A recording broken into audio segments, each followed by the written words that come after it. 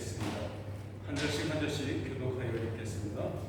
53절로 8장 11절까지의 말씀입니다.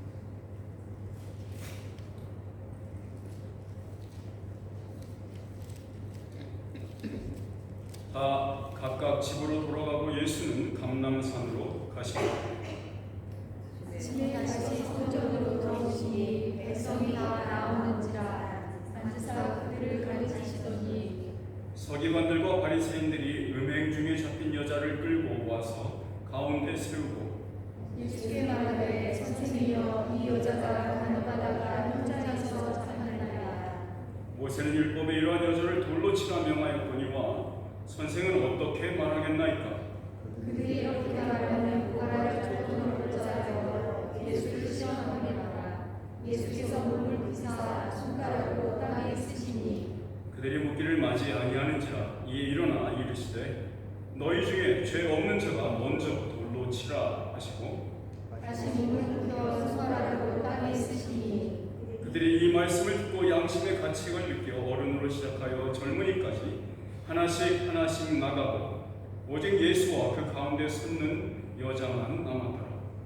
예수께서 일어나사 여자 외에 아무도 없는 것을 보시고 이르시되 여자여 너를 원하는 그들이 어디 있느냐 너를 전지한 자가 아니하냐. 함께 읽습니다. 대답하되 주여 없나이다. 예수께서 이르시되 나도 너를 정죄하지 아니하노니 가서 다시는 죄를 범하지 말라 하시니라. 아멘. 교회는 성령의 교회에게 하시는 말씀을 듣기 바랍니다. 자리에 앉으십시오.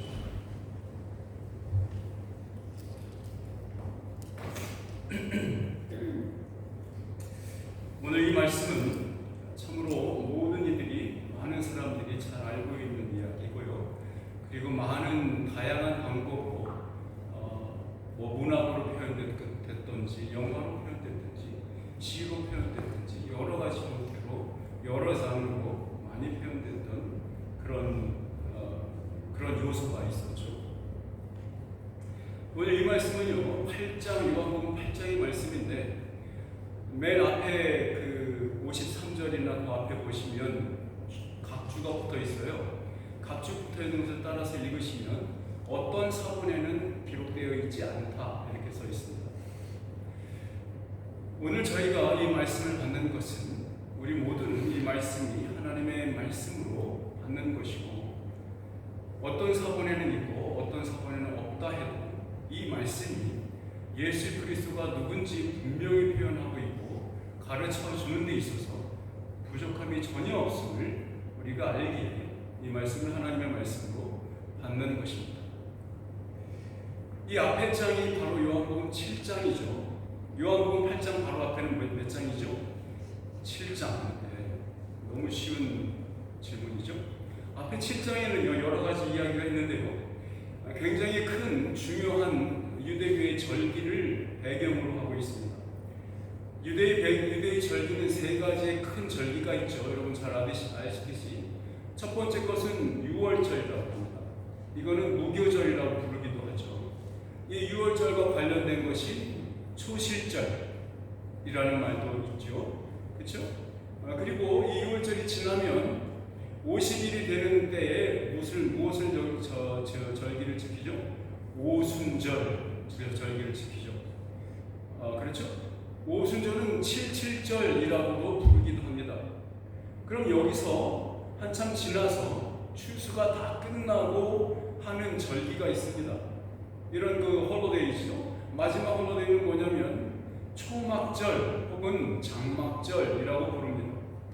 이 초막절과 장막절 이때는요 유대인들이 무엇을 하면서 모세 시대 때부터 광야교회가 어떤 것을 했냐면 장막을 쳤습니다. 바깥에. 물론 광야교회에 모세와 함께 있었던 사람들은 다 장막 속에 살았으니까 그냥 그 자리에서 있었겠죠. 그러니까 가나안 땅에 들어가서 집이 생기고 나서는 이런 집 안에 살지 않고 이 7days 동안 7일 동안의 기간은 장막제를 지킬 때는 바깥에 나오거나 베란다에서 텐트처럼 퍼골라를 만들어요. 그리고 그 위에다가 나무 줄기라든가 열매라든가 이런 걸 갖다 붙여놓고 예수님이 노아 때 흔들었던 그 있잖아요. 야자나무 숲 이런 거 그 이빨이. 그런 것도 갖다 얹고 이러면서 예쁘게 하고 이렇게 바깥에서 잠을 잡니다. 7일 동안 그렇게 합니다. 자, 그런데 7장 1절 시작할 때는요, 초막절이 막 시작하기 전에 일어났다고 써 있고요. 중간에는 초막절 중간에 어떤 일이 일어났다고 표현되고 있고요. 그 다음에 마지막에는 그 니고데모가 찾아왔던 니고데모와 종교 지도자들이 얘기하는 마지막 몇 절에는 이 초막절이 거의 다 끝날 쯤이다 이렇게 표현되고 있어요. 그리고 이 예수님과 오늘 그 음행한 여인이 성전에서 일어났던 이 일은 초막절이 완전히 끝나고 그 다음 날, 바로 그 다음 날입니다. 그러니까 초막절은 7일간에 있죠. 그럼 7일이 끝나면 그 마지막 7일이 끝나고 나서 다음 날은 뭐라고 부르냐면 안식일이라고 부릅니다. 자, 그러니까 초막절은 안식일에 시작하잖아요. 안식일 지나고 첫째 날, 그날 1일이 돼서 초막절이 시작되고 세븐데이즈가 쭉 가고 그 다음에 다시 마지막 8th 8일째 되는 날 이 일이 벌어진 겁니다. 재밌죠? 저만 재밌나? 자, 어쨌든 이거를 무슨 날이라고 부르냐면 큰 날이라고 불렀어요. 명절 끝날, 큰 날이 지난 바로 다음 날이에요.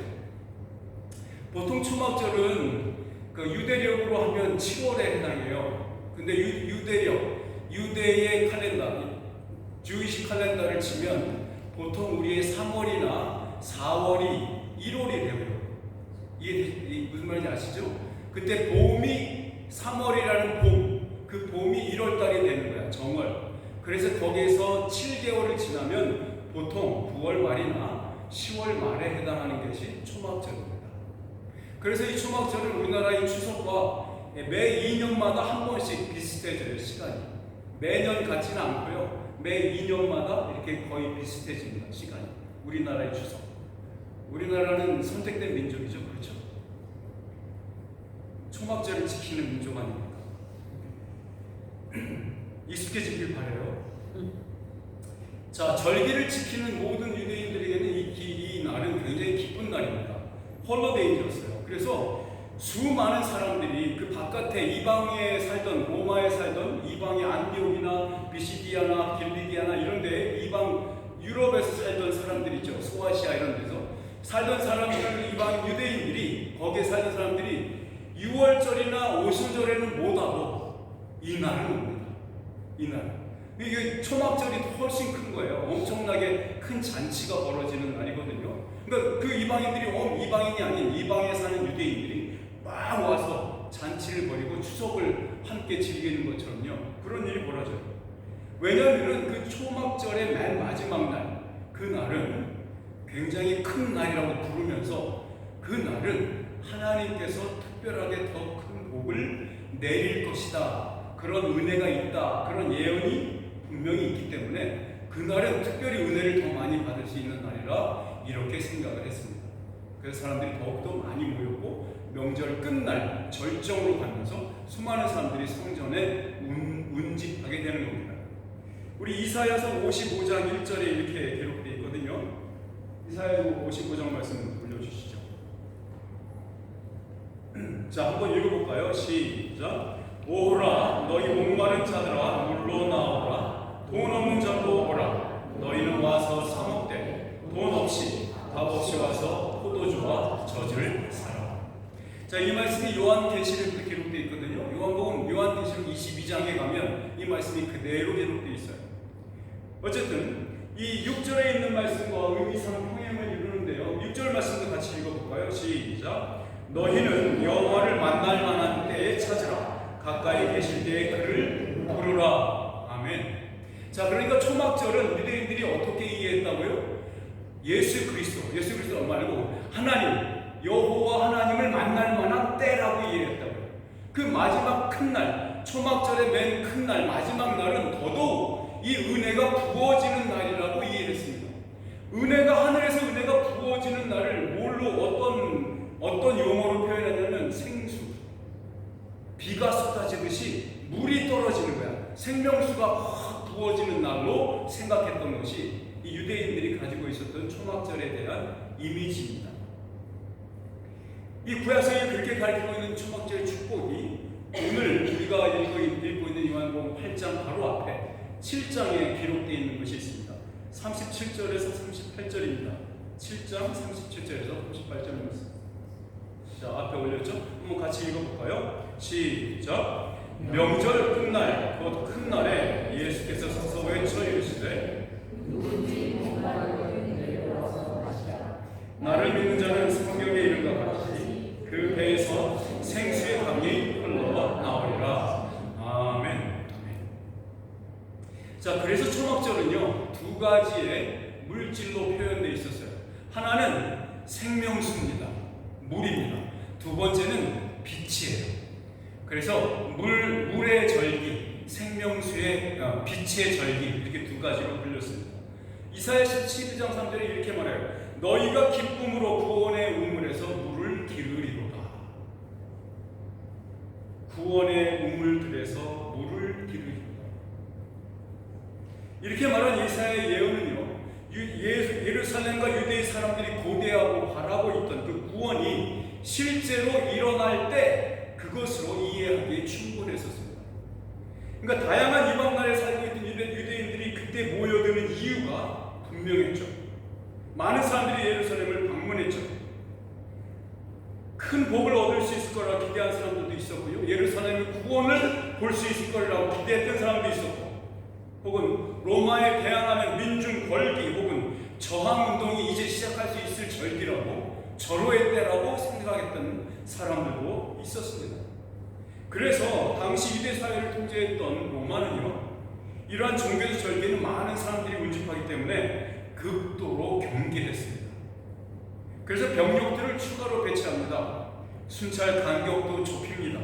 조금이라도 소요의 형태가 보이기만 한다면 즉시 체포합니다. 린치를 가하기도 했죠. 린치 아시죠? 폭력을 가하는 겁니다. 몽둥이 같은 걸로. 자, 그러니까 로마 정부는 이러한 유대의 전통적인 축제를 통해서 쿠데타 혹은 폭력을 사용하는 저항운동이 일어날 수 있다는 것에 극도로 예민해져 있는 상황입니다. 자, 그러니까 긴장감이 있죠.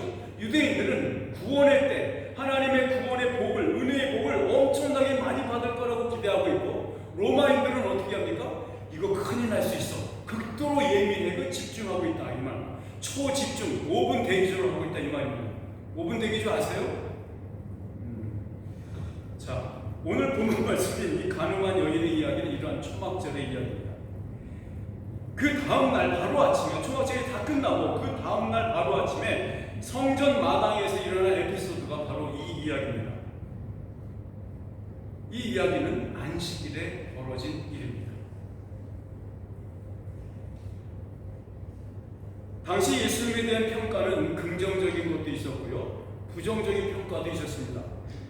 7장 내내 읽어보시면 어떻게 표현되어 있냐면, 어떤 사람은 예수를 좋은 사람이다 라고 표현하는 사람도 있었고요, 어떤 사람은 예수를 무리를 미혹하는 아주 나쁜 사기꾼 이렇게 표현하는 사람도 있었습니다.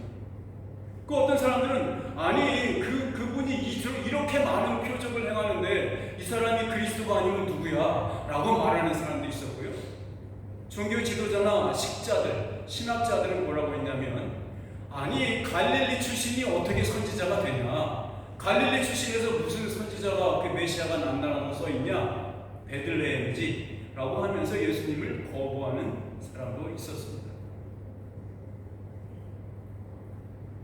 7장 마지막에 있는 내용들은 니고데모가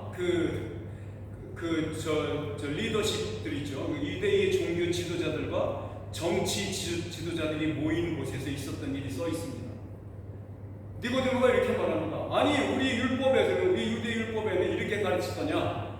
그렇게 말하는 사람이 말한 것과 행동이 어떻게 나타나는지, 실제로 열매가 어떻게 이루어지는지 보고서 우리가 평가하지 않냐 라고 우리가 니고데모가 사람들 앞에서 딱 항변을 하니까 그 지도자들은 뭐라고 합니까? 너도 갈릴리파야? 이렇게 묻는 거죠.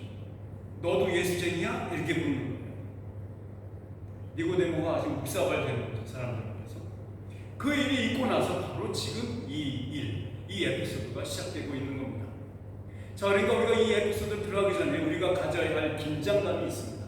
말씀드린 대로 유대인들과 로마인 사이의 긴장감, 그리고 예수님의 십자가로 향하여 가는 그 점점 더 십자가에 점점 가까워지는 그 무드가 있지 않습니까? 그 긴장감이 막 이렇게 올라가고 있는 상황 속에 이 일이 벌어졌다라고 이해하시면 무대 배경 이해하는 데서 좋을 것 같습니다.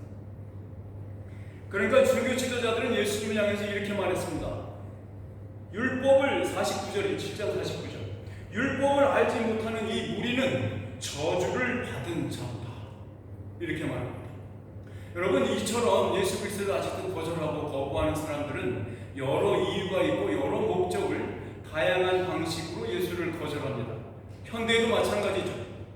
그런데 그 말을 모든 이 생각들을 하나로 합하면 바로 이겁니다. 저주를 받은 자다, 이렇게 말하죠. 예수 그리스도를 저주하죠. 예수 그리스도를 아버지라 부르고 하나님의 아들이라 부르는 것은 성령이 아니면 할 수 없음을 믿습니다. 우리가 그렇게 말하는 것은 성령님께서 우리 안에 거주하고 계시기 때문입니다.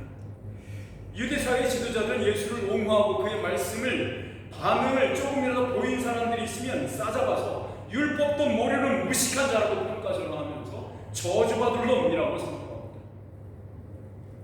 예수님의 주변을 휘감는 갈등은 이렇게 점점 고조되어 가고 있었습니다.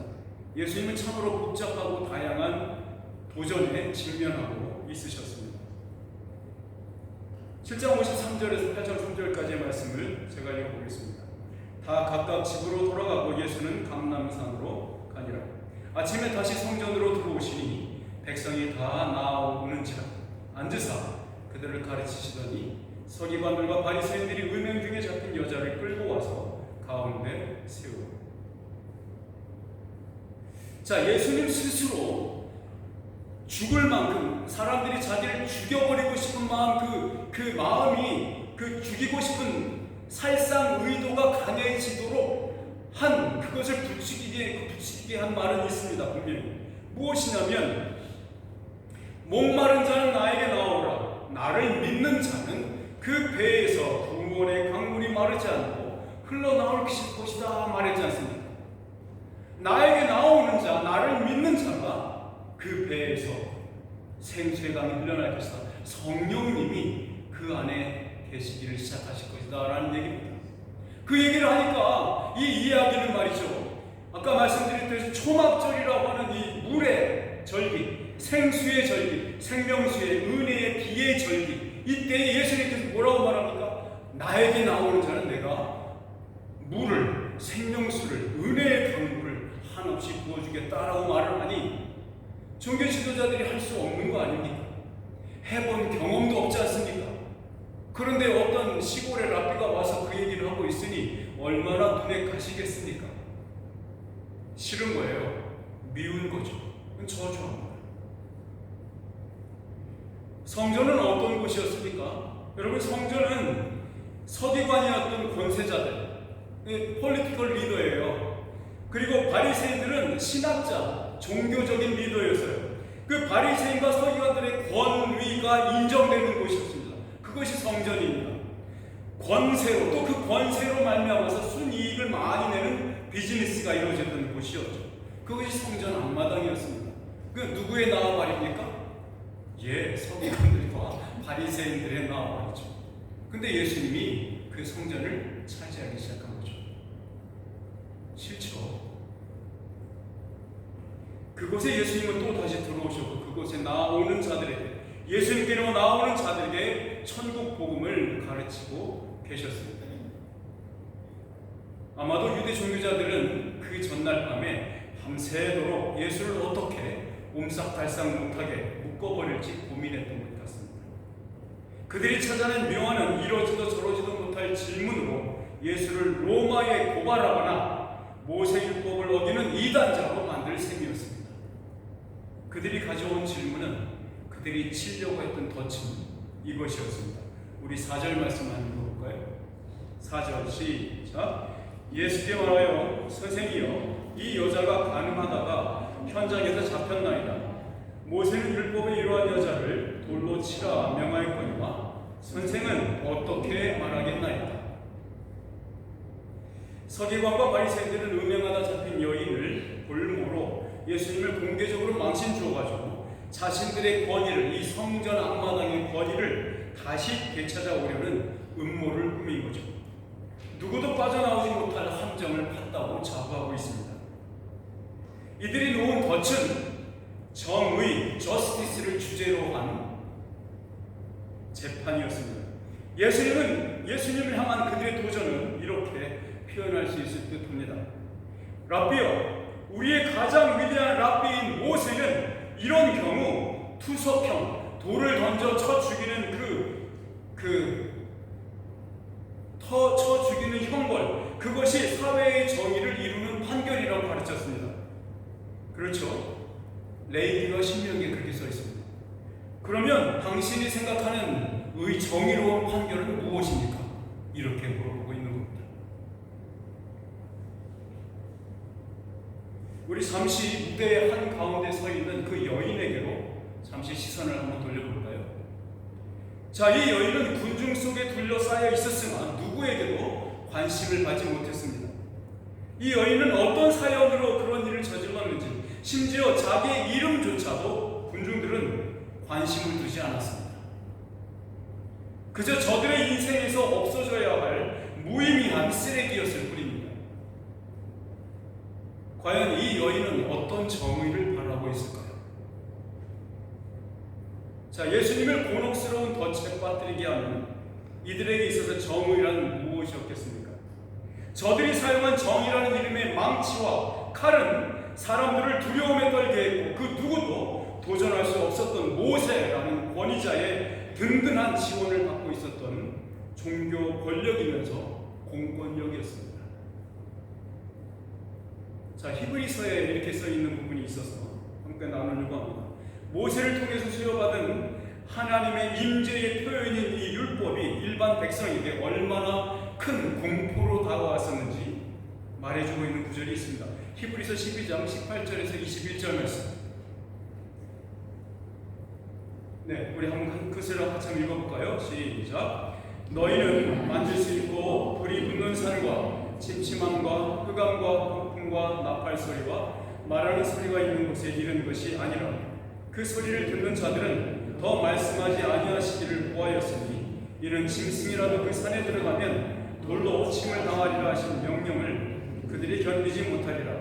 그 보이는 바가 이렇듯 무섭게도 모세도 이르되 내가 심히 두렵고 떨린다 하였느니라. 자, 구약 광야 교회의 백성들이 시내산 밑에서 애굽으로부터 저들을 구원하신 하나님께서 이제 떠나가시는 장면을 목도하고 있는 겁니다. 하나님의 자리인 하늘 성소로 하나님이 다시 돌아가는 장면이 바로 이 시내산에서 하나님의 임재로 나타났습니다. 하나님께서 자신의 처소인 하늘로 돌아가는 동시에 자신의 백성들을 위해서 성막을 통해서 자신의 계속적인 임재를 보여주고 자신의 백성다운 성품으로 거룩하게 하시려고 율법을 주시는 장면입니다. 백성들은 하나같이 육신의 두려움과 공포에 질려 있었습니다. 그들에게 율법은 무서운 칼을 들고 서 있는 공포스러운 권력자처럼 느껴졌던 것 같습니다. 하물며 저들은 하나님의 말소리를 직접 듣다가는 이내 죽을 거라는 생각에 모세에게 대신 듣고 전해달라고 할 만큼 율법은 저 죄인들에게 있어서 공포요, 누구도 빠져나갈 수 없는 그물 같은 것입니다. 예수님을 올가맬 그 음모를 꾸미는 이 율법의 권위자들이 많은 백성의 눈앞에 발가 벗겨진 것처럼 세워둔 이 음행한 여인이 느꼈을 무서움을 우리는 어떻게 설명할 수 있을까요? 저들에게는 정의는 곧 칼이었습니다. 저들에게 정의는 곧 몽둥이였습니다. 자기 자신들을 향해서는 사용해 본 적이 한 번도 없는 정치적인 목적으로 인명을 살상하려고 하는 처형 도구로 율법을 사용합니다. 그들이 동원한 수법은 무시받던 여성, 자비를 베풀지 않아도 되는 죄를 지은 사람을 도구로 사용하여서 예수님을 공개적으로 망신을 주기 원했고 백성들로 하여금 예수라는 랍비는 수치스러운 미혹자로 낙인 찍으려는 의도였습니다. 보십시오. 그녀와 간음한 남자는 어디에 있습니까? 간음을 혼자 합니까? 남자가 있어야 했습니까? 그 남자는 어디 갔습니까? 그를 그대로 돌려보낸 것을 보면 저들의 의도가 보이지 않습니까? 혹시 모르죠? 그 사람이 힘께나 쓰는 사람이었던 거나 혹은 저들과 잘 아는 사이였든지, 아마도 간음하는 현장이 발각되어 잡혀온 시기는 바로 그 전날 밤은 아니었던 것 같습니다. 어쨌든 이들은 그 사건을 즉결 처리하지 않고 있었고, 지금 예수님을 잡으려는 도구로 캐비닛에 넣어놨다가 지금 사용하고 있는 거죠. 어디서 많이 들은 얘기죠. 우리 6절에서 7절까지의 말씀 한번 자세히 읽겠습니다. 시작. 성경 말씀입니다. 6절에서 7절 시작. 그들이 이렇게 말하면 고발할 조건을 얻고자 하여 예수를 시험함이라. 예수께서 몸을 굽히사 손가락으로 땅에 쓰시니 그들이 묻기를 맞이 아니하는지라. 자, 예수님은 몸을 굽혀서 손가락으로 무엇인가를 땅에다 쓰셨습니다. 왜 그러셨을까요? 또는 뭐라고 쓰셨을까요? 우리 7절 상반절이 묘사하는 상황은 예수님께 이 재판을 빨리 해달라고 재촉하고 있는 군중들의 모습이 보입니다. 묻기를 맞이 아니하는지라. 이 말이 그 말입니다. 계속해서 당신의 생각은 뭡니까? 빨리 재판해 주세요. 당신의 생각은 뭡니까? 계속 옆에서 쪼는 거예요. 아마도 그것 때문이었을까요? 아니면 그렇게 웅크리고 앉아서 하셨기 때문에 이들이 그렇게 했을까요? 아니면 예수님이 땅바닥에 끄집거리고 있던 것을 그 문자, 그 글자를 보고서 예수님도 같은 생각이구나 라고 힘을 얻어서 빨리 그대로 판단해 주세요, 빨리 재판해 주세요 라는 의미로 재촉을 했을까요?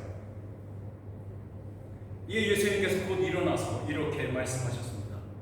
너희 중에 죄 없는 자가 먼저 돌로 치라. 이렇게 말했죠. 자, 예수님의 판결은 아주 간단했습니다. 이 음행한 여인을 돌로 쳐 죽여라 입니다.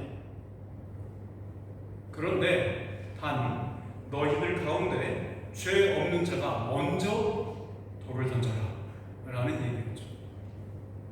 그렇게 말씀하시고는 다시 몸을 굽혀서 땅바닥에 주저앉으셨습니다. 많은 신학자들과 설교자들이 이 예수님이 땅에 쓰신 글이 무엇일까에 고민해 왔습니다. 어떤 분들은 10계명 중에서 7계명인 간음하지 말라를 쓰지 않았을까? 혹은 10계명을 처음부터 끝까지 쓰고 있지 않았을까? 혹은 일어나서 얘기하셨던 너희 중에 죄 없는 자가 먼저 돌로 치라 라고 하는 말을 쓰고 계셨을까? 여러 가지 이야기가 있습니다. 누가 알겠습니까? 그러나 예수님께서 공생의 기간 동안에 무엇인가를 글로 쓰셨던 적이 없다는 것을 상상해 보십시오. 여러분 다 아시잖아요. 예수님께서는 글로 무엇을 남긴 적이 없습니다. 그런데 지금 땅에 앉아서 그 흙먼지 위에다가 손으로 손수 글을 쓰고 계시는 거죠. 너무도 중요한 케이스입니다. 왜냐하면 하나님 아버지도 글을 쓰신 적이 없어요. 딱 한 번. 십계명과 메네메네 대결 버릇이라고 했던 그 예언을 했던 심판의 내용을 했던 그것밖에 없습니다. 그런데 오늘 이 케이스는 하나님께서 십계명을 주시는 사건과 굉장히 밀접하게 연관되어 있습니다. 왜냐하면 하나님께서 글을 돌판에 써주시는데 흥미로운 것은 이건 2번에 걸쳐서 써주셨다는 거 아시죠? 2번 쓰셨어요. 같은 내용을. 첫 번째 십계명 돌판은 모세가 이스라엘 백성의 우상 숭배하는 광경을 보고는 뚜껑이 열려가지고 던져서 깨버리지 않았습니까? 그리고 나서 이스라엘 백성들 그 죄의 오염과 부패로부터 분리해서 구해낸 다음에 그 일을 모두 마친 다음에 다시 시내산 꼭대기에 올라가서 하나님과 40일을 또 같이 있었죠. 그리고 나서 그 결과물을 하나님이 다시 돌판에 써주셨죠. 손수. 그 쓴 것을 갖고 내려온 것이 두 번째 십계명 돌판이었습니다. 너무도 이상한가 너무도 딱 들어맞는 것 같지 않습니까? 예수님께서 첫 번째 몸을 굽혀서 땅에 몰아 쓰시다가 군중들의 재촉함이 막 옆에서 계속되자 일어나셔서 돌로 쳐라 라고 판결했습니다. 예수님도 그 음행한 여인의 죄를 죄로 인정하고 있는 것이에요. 예수님께서 절대 그냥 용서해 줄게, 그냥 가, 그냥 용서해 줄게, 난 용서의 하나님이야, 그냥 가, 상관없어, 난 용서해 줄게 무조건, 이렇게 하지 않으셨다고요. 저는 이렇게 생각합니다. 예수님께서 뭐라고 쓰셨을까? 이렇게 쓰지 않았을까? 적어도 이 죄는 투석형에 해당하지, 그렇지 않을까? 라고 썼을 거라고 저는 생각합니다. 왜냐하면 예수님께서 끄적거리는 것을 본 사람들이 빨리 쓰신 그대로 빨리 재판해달라고 재촉했거든요. 옆에서. 만일 그것이 예수님이 쓴 내용이 옆에서 서서히서 본 사람들하고 그 사람들이 생각했던 거하고 바라던 거하고 영 땅판으로 다른 거였다면 재촉하지 않았겠죠. 말을 못하게 했거나. 그렇죠? 두 번째, 몸을 굽혀 땅에 쓰신 것은 앞의 것과는 다른 내용의 것일 가능성이 크죠. 우리 9절 말씀을 한번 읽어보겠습니다. 9절 시작. 그들이 이 말씀을 듣고 양심의 가책을 느껴 어른으로 시작하여 젊은이까지 하나씩 나가고 오직 예수와 그 가운데 숨는 여자만 남았더라. 여러분, 이렇게 보통 투석형 돌을 던져서 처형하는 이러한 형태는요, 그 처형장에 모인 사람들 중에서 구약에 의하면 고소한 사람 있잖아요. 이 사람이 고발한 사람, 이 사람이 이러이러한 죄를 졌습니다라고 고발한 고발자의 책임을 지고 먼저 돌을 던집니다. 자, 그러면 옆에 있는 딴 사람들이 그것에 동의하는 사람들이 똑같이 돌을 던져서 처형을 합니다. 여기서 보시면 이 자리에도 여전히 그 마을에서 존경받을 만한 사람 혹은 성전에 모인 사람, 그 사람들 중에서 최고로 학식이 있는 사람들, 그 사람들이 먼저 돌을 던져야만 젊은이들이 따라서 돌을 던지거든요. 근데 이 사람들이 돌을 던지지 못한 거예요. 이 사람들이 돌을 던져야 된다고 처음에 얘기하고 그렇게 예수님을 막 부대꼈지 않습니까? 생각해보세요. 예수님께서 이 여자를 돌로 쳐라 라고 명령했다면, 모세 율법을 그대로 따라서 이렇게 명령했다면 어디에 걸려질까요? 어디에 걸려 넘어지는 범법자가 될까요? 그건 로마법에 걸립니다. 왜냐하면 로마법에 의하면 사람을 죽이는 판결은 사형, death sentence는 유대인들이 할 수 없었던 거예요. 언제나 로마의 허락을 득하고 할 수 있는 거예요. 근데 지금 이 로마의 허락을 득한 게 아니죠. 그날 아침에 바로 일어난 일이니까. 만약에 예수님께서 돌로 쳐라라고 하잖아요. 그리고 군중들이 와 해가지고 돌로 막 던져서 여자를 죽였다 칩시다. 그러면 이 사람들이 누구에게 고발할까요? 로마 군병에게, 지금 순찰 들고 있는 군인에게 얘를 잡아가라고 얘기하겠죠. 왜? 로마법을 어겼습니까? 자, 그러고 나서 예수님이 이 사람을 구해주자, 그냥 관용을 베풀어야지, 용서해주자, 살려주자라고 하면 어떤 것을 범법하는 겁니까? 모세의 법을 범하는 거죠. 왜냐하면 모세의 법에는 음행한 자를 반드시 돌로 쳐 죽이게 되어 있거든요.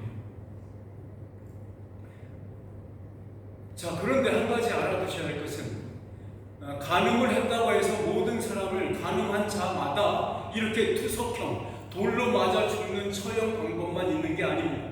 간음을 한 사람들은 돌로 맞아 죽을 수도 있었고 다른 방법으로도 죽을 수 있습니다. 기록되어 있습니다, 율법에. 그런데 반드시 돌로 쳐 죽이는 이런 음행과 관련된 형벌은, 죄는 딱 한 가지입니다. 결혼하지 않은 자가, 결혼하지 않은 여자가 음행을 했을 때 돌로 쳐 죽이는 겁니다.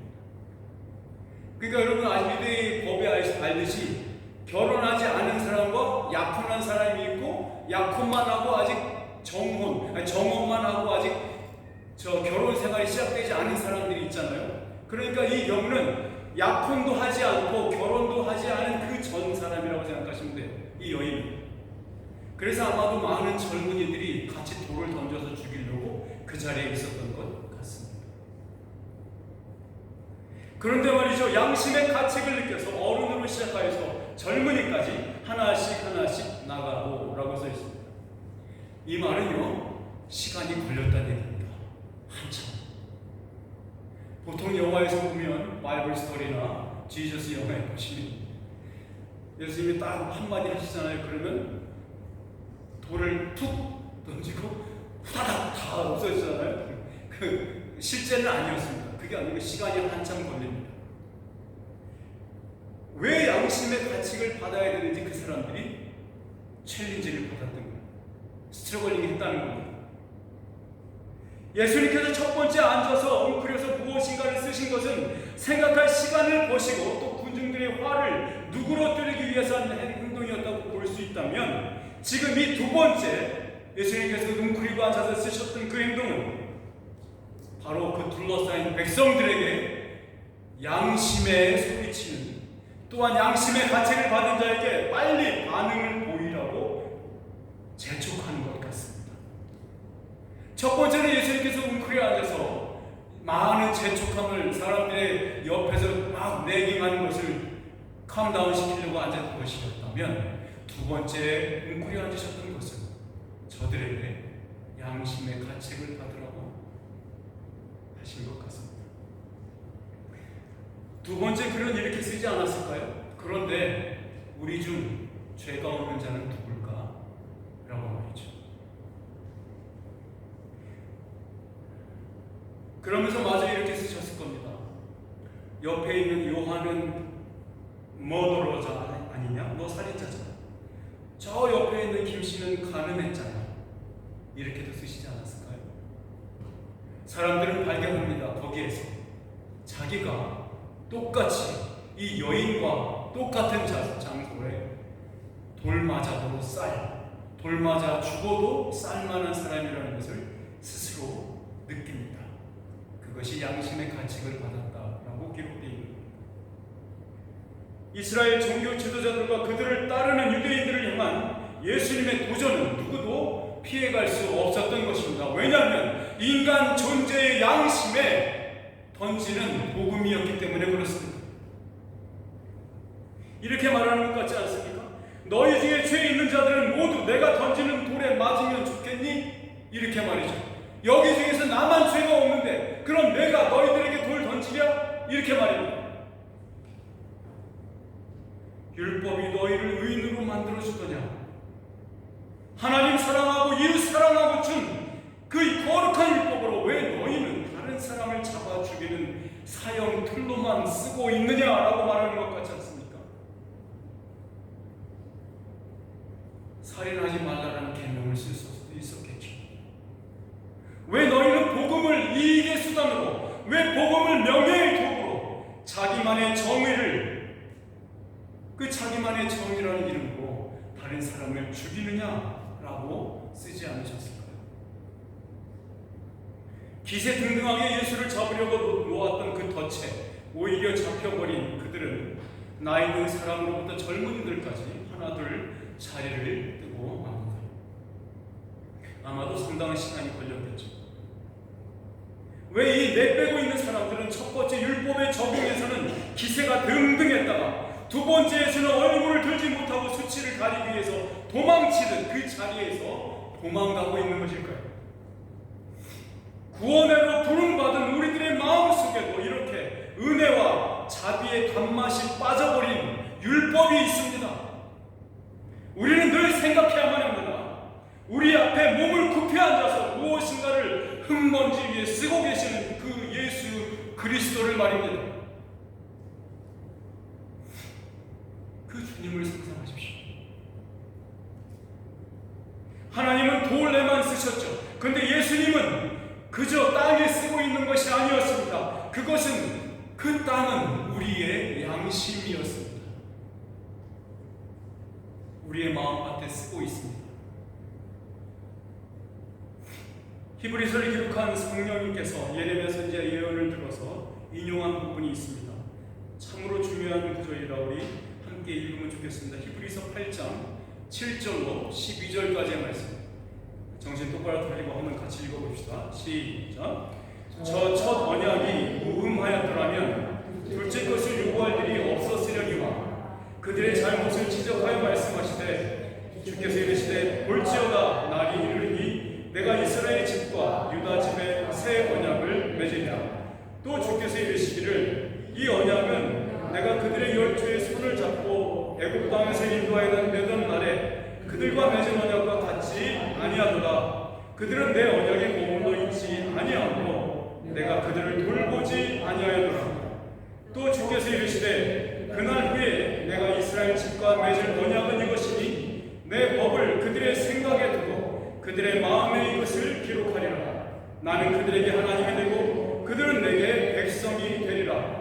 또 각각 자기 나라 사람과 각각 자기 형제를 가르쳐 이르기를 주를 알라 하지 아니할 것은 그들이 작은 자로부터 큰 자까지 다 나를 알미라. 내가 그들의 고뇌를 긍휼히 여기고 그들의 죄를 다시 기억하지 아니하리라 하셨느니라. 새 언약이라 말씀하셨음에 첫 것은 낡아지게 하신 것이니 낡아지고 쇠하는 것은 없어져가는 것입니다. 아멘. 예수님께서는 돌로 치라 하심으로 첫 것을 폐하셨습니다. 이어서 죄 없는 자가 먼저라고 하심으로 둘째 것을 내놓으셨습니다. 그렇게 우리의 마음에 기록된 그리스도의 새 법은 우리를 주님이 서 계신 곳으로 이끕니다. 사랑하는 여러분, 죄와 사망의 법에 매여있던 자들이 생명과 성령의 법으로 이동된 우리들은 어느 법을 갖고 삽니까? 우리 더 이상 율법에 매여있지 않습니다. 그 율법에 모세의 율법이 아니라 그리스도의 율법에 매여 사는 사람들입니다. 그리스도의 법이라고 부릅니다. 9절 하반절에 이렇게 말합니다. 오직 예수와 그 가운데 섰는 여자만 남았더라. 예수님의 정의는 상한 갈대를 꺾지 않고 꺼져가는 심지를 끄지 않으시는 사랑이었습니다. 예수님은 그 여인을 고발하고 정죄했던 그 모든 사람들의 고발해서 그녀를, 그 여인을 구원해내셨습니다. 흑암과 죽음의 구렁텅이에서, 그 수치에서 끌어올리셨습니다. 우리 10절과 11절 상반절까지 한번 읽어봅시다. 시작. 예수께서 일어나사 여자 외에 아무도 없는 것을 보시고 이르시되 여자여 너를 고발하던 그들이 어디 있느냐? 너를 정죄한 자가 없느냐? 대답하되 주여 없나이다. 아마도 예수님은 한참 동안을 주위의 사람들을 의식적으로 의도적으로 보지 않으셨던 것 같습니다. 두 번째 일어나신 예수님의 선언을 들어보십시오. 과연 우리 중 누가 이 신적인 구원의 선언을 듣기 싫어할 사람이 우리 중에 누가 있겠습니까? 이 선언을 로마서에서 이렇게 이어지고 있습니다. 로마서 8장 33절에서 35절 말씀입니다. 같이 읽어볼까요? 시작. 누가 능히 하나님께서 택하신 자들을 고발하리요? 의롭다 하신 이는 하나님이시니 누가 정죄하리요? 죽으실 뿐 아니라 다시 살아나신 이는 그리스도 예수시니 그는 하나님 우편에 계신 자요 우리를 위하여 간구하시는 자신이라. 누가 우리를 그리스도의 사랑에서 끊으리요? 환난이나 곤고나 박해나 기근이나 적신이나 위험이나 칼이냐. 아멘. 여러분, 그 누구도 우리를 죄 지은 자로 고발할 수 없습니다. 사탄도 우리를 정죄할 수 없는 것은 죽으심과 부활을 통해서 그 정죄함을 의미 없는 허탄하고 근거 없는 고발로 만들어버리신 살아계신 예수 그리스도가 저와 여러분을 위하시기 때문입니다. 사망이 힘을 발휘할 때라야만 율법이 날카로운 이빨을 드러낼 수 있는 겁니다. 그 사망이 예수 그리스도께서 다 떠안고 죽으심으로 그 사망을 죽여버렸습니다. 할렐루야. 예수 그리스도는 그 죄와 사망을 다 떠안고 죽으셨습니다. 자신의 거룩한 죽음으로 그 사망을 죽여버린 것입니다.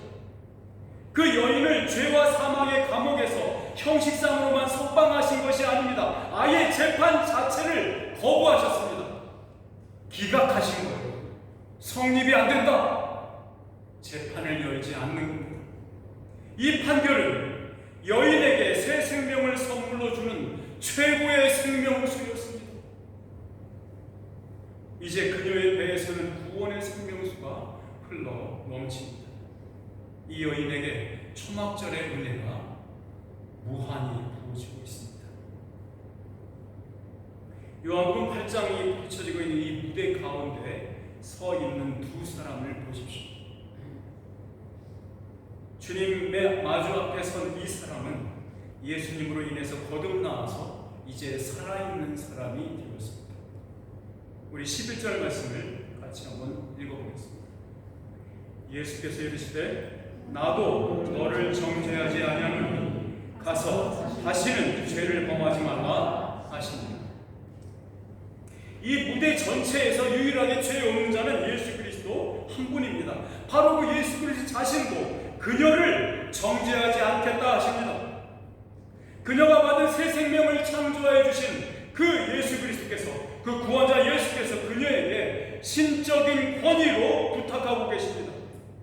과연 이 여인의 삶은 복음의 능력으로 변화하였을까요? 물론입니다. 당연히 그랬을 것입니다. 왜냐하면 자신이 다쳐도 내가 다칠게, 그러나 여인을 구하겠다는 예수 그리스도의 의지는 이 여인의 삶 속에서 실패하고 실수한다 해도 그를 지켜내시는 예수 그리스도의 열심은 전혀 위축되지 않기 때문입니다. 이토록 자신 스스로 새 언약을 성실하게 지키시는 하나님을 향해서 우리는 성경은 신실하신 하나님, 미쁘신 하나님 이렇게 표현합니다. 이렇게 찬양하는 겁니다. 우리는 모두 이 약속을 가진 자들입니다. 이 견고한 약속을 사도 바울의 언어로 표현하면 이렇게 말합니다. 고린도전서 1장 8절에서 9절 말씀 같이 한번 읽어볼까요? 시작. 주께서 너희를 우리 주 예수 그리스도의 날에 책망할 것이 없는 자로 끝까지 견고하게 하시리라. 너희를 불러 그의 아들 예수 그리스도 우리 주와 더불어 교제하게 하시는 하나님은 미쁘신다. 예수님의 정의는 율법의 날카로운 칼끝이 아니라 사랑과 은혜로 죄를 덮는 것으로 나타납니다. 또한 단지 죄의 문제를 해결해 주는 것으로 끝나는 정의가 아니었습니다. 우리 구주 예수님은 우리를 사랑하시되 끝까지 사랑하시는 분입니다. 그 사랑이 우리를 그리스도의 날까지 책망할 것이 없는 자로 견고하게 서라고 우리에게 요구하고 있는 것입니다. 우리에게 자신의 사랑을 한없이 부어주시는 그분은 우리를 고소했던 자들이 쏘는 그 화살에 방패막이 없이 노출되고 있습니다. 예수는 자신의 생명을 노리는 모든 이들에게 그저 광야에 버려진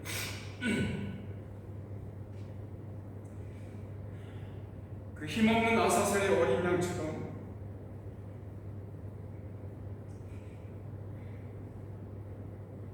아무런 방어 능력이 없는 먹잇감이 되기로 스스로 결정하셨습니다. 우리를 죄에서 구원하시는 일은 참으로 어렵고 참으로 잔인한 과업입니다. 모든 수치를 홀로 지셔야 하는 일이었습니다. 그렇게 철저하게 버려진 채로 십자가를 지셔야 했던 예수 그리스도, 그가 우리를 지금 부르십니다. 예수님은 우리 모두를 그 여인이 섰던 무대 한가운데 바로 그곳에 하나씩 서기를 요구하십니다. 음행한 여인을 고발했던 자들은 수치스러움을 견디지 못하고 한 사람씩 그 자리를 떠났어요. 우리 주 예수님은 우리에게 이렇게 말하고 있는 듯합니다. 얘야, 내 앞으로 나오라. 이 예수와 이 여인 이야기는 우리들의 마음 한가운데 깊이 새겨져야 합니다. 왜냐하면 이 이야기에는 위대한 십자가의 신학과 위대한 십자가의 윤리가, 그 총소리가 울려 퍼지고 있기 때문입니다. 그 여인을 정죄하지 않고 그가 당했어야 할 수모를 대신 뒤집어 쓰심으로써 우리에게 십자가에서 죽을 자신을 나타내셨습니다. 우리 중 누군가가 십자가 스스로를 죄 없는 사람이라고 여긴다면 이 이야기는 전혀 그 누군가의 구원이 될 수가 없습니다. 예수 그리스도 빠진 율법은 남을 해치는 무기일 뿐입니다. 여러분의 거듭난 새 마음에 새겨진 예수님의 손글씨를 확인하십시오. 우리가 받은 그 은혜대로 남에게 은혜를 베푸십시오. 그것이 우리를 그리스도의 날까지 흠없는 자로 주님이 베푸신 구원에 굳건히 머물러 서 있게 할 것입니다. 이 은혜가 우리 모두에게 임하기를 주님의 이름으로 축원합니다. 기도합시다. 사랑이 많으신 아버지, 이 너무도 거룩한 이야기를 함께 나누었습니다. 주님, 우리로 하여금 이 무대 가운데 예수님과 단둘이 마주보고 서는 용기를 주시옵소서. 설 수 있는 은혜를 베풀어 주시옵소서. 아버지, 우리가 그곳에서 주님 앞에서 얼마나 큰, 얼마나 더러운 죄들이 낱낱이 드러나겠습니까? 그러나 그것을 주님이 자신의 그리스도의 거룩한 모습으로 덮으시는 그 은혜를 힘입어 오늘도 그 자리에 서기를 원합니다. 그 자리에 부르시는 아버지 하나님께서 우리를 그곳에 세우시는 용기를 주시고 그곳에서 은혜를 덧입게 하여 주시고 그곳에 다시 그리스도의 오는 날까지 견고하게 설 수 있는 은혜를 우리에게 허락하여 주시옵소서. 예수님의 이름으로